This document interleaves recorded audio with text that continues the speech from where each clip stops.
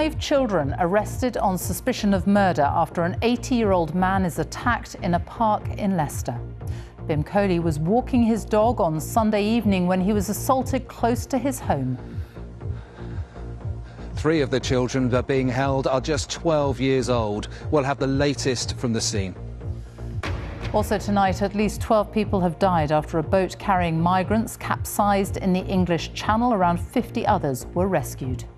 The inquest into the death of a man who died after appearing on ITV's Jeremy Kyle show hears that the audience were egged on to boo him.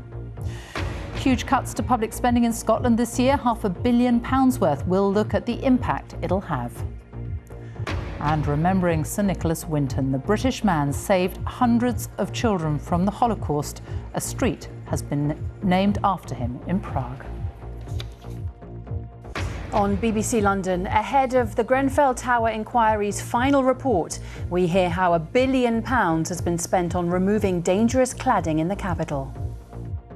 We reveal how more than £1 billion has been spent removing dangerous cladding in London, but over 1,000 of the capital's tower blocks are still unsafe. I'm really pleased that the government is saying there is funding available, we will support that, but there's also people who built these buildings who have the funds to do what they need to do and for whatever reason are not doing everything that they should be doing. Ahead of the final report from the Grenfell Tower inquiry, we'll also be hearing from relatives of some of the victims. Also on the programme, why brothers from Brixton are being threatened for using the place name in their business. Plus, no one's amazed us and, we're starting school. We meet the little boy who at the age of 2 battled leukemia and who, with the help of his twin sister, is now starting school. And as the medal rush continues in Paris, I'll have the latest from the Battersea Power Station fan zone, where there's been the chance to try out rowing today and, of course, cheer on the British team. And BBC analysis shows that 180 council-run libraries have closed or been handed over to volunteer groups in the last 8 years.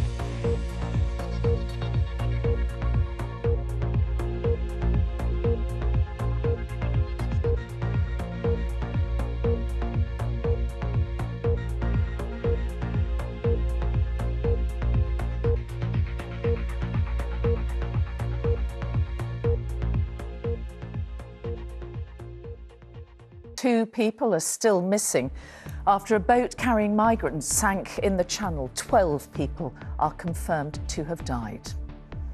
At least 50 people have been killed and hundreds injured in one of the deadliest Russian missile strikes on Ukraine since the war began. The jury at the trial of a teenager accused of killing 16-year-old Harry Pittman has heard how New Year's Eve celebrations turned to tragedy in the blink of an eye. Harry was fatally stabbed on Primrose Hill in North London. A 17-year-old boy is accused of Harry's murder and possessing an offensive weapon. He denies the charges. The mother of the child, known as Baby P, who'd died after months of abuse, has been recalled to prison. Tracy Connolly breached her licence conditions just 2 years after being freed from jail. In 2009, she was found guilty of causing or allowing the death of her 17-month-old son, Peter, at their home in Tottenham. 3 children who were found dead alongside a man at a house in Staines have been described by their mother as full of life and happiness.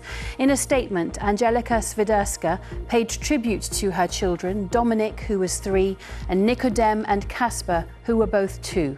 She said they doted on their daddy. Police were called by the ambulance service to the house on Saturday. And a consultation on plans to charge drivers for using the Blackwall and Silvertown tunnels closes today. Under TfL's proposals, cars and small vans would be charged £4 in peak hours to either use the tunnel. At other times, it would be £1.50 when paying by autopay. TfL said without the charges, there would likely be high levels of traffic and congestion. Stars from the hit comedy series Gavin and Stacey have been spotted filming for the final episode, which will air on Christmas Day. Ruth Jones, dressed as her character Nessa, was seen in a rickshaw on Barry Seafront in South Wales with co-star Joanna Page. You can just about see in the back there. James Corden, who plays Smithy and was directing that scene, said it was wonderful to be back. Although, Ben, it looks a little grey on Barry Seafront just there, doesn't it? Should we have a look at the papers this Tuesday morning then? And on the front page of The Guardian today, companies criticised by the Grenfell inquiry are facing calls to be banned from taking on more public contracts after it emerged that around £250 million worth of deals have now been made with companies involved in the tower block's refurbishment over the last 5 years. The Daily Mail reports that the Prime Minister is facing a backlash from his own party over plans to remove the winter fuel payment from some pensioners.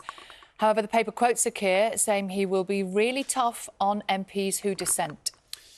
The Daily Telegraph says car makers are delaying deliveries of petrol and hybrid cars in order to meet the zero-emission vehicle mandate, which requires at least 22% of their sales to be electric from this year. The paper quotes one company saying that some customers who order their vehicles today won't actually get any till February.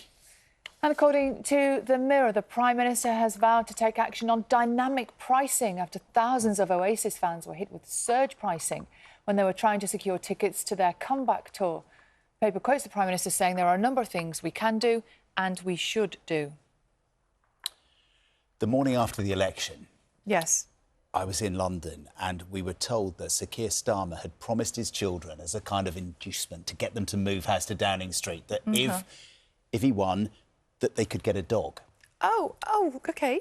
They're not getting a dog. Oh, let them down? Well, you might say that. He would say diplomacy has been involved. He's negotiated with the kids, and apparently he's told the BBC yesterday on 5 Live that they've decided to settle on a kitten instead. OK, cute, OK. Cute, but there's a problem. Which is? Larry There's the cat. already a cat. There's a 13-year-old cat that's been there, and we all see Larry on the telly when we're in Downing Street. What do you think Larry's going to make of a little baby rival? Well, the new arrival arrived yesterday. OK. The kitten turned up, so it'll be an interesting morning in Downing Street in all respects today. Oh, my goodness. Was that also for, wasn't it, the Prime Minister's birthday yesterday as well? Yeah, well, he bought himself a kitten for his birthday. Himself a kitten to keep the kids happy. Well, it was his birthday, and we said Henry Zeffman said yesterday that the Prime Minister was going to have quite a tough birthday because, he was going to be 62 and had all these political rows brewing. But apparently at his cabinet meeting yesterday, not a single member of his cabinet remembered it was his birthday and wished him happy birthday. Yeah. Serious business to get on with, I suppose. Hopefully the cat will remember. Apparently the problem with cats in Downing Street is the doors are so thick for security reasons, they're all bomb-proof. You can't put a cat flap in. Oh, wow, so of course that's why they're always Larry's sitting always outside. Can't get back inside. Yeah.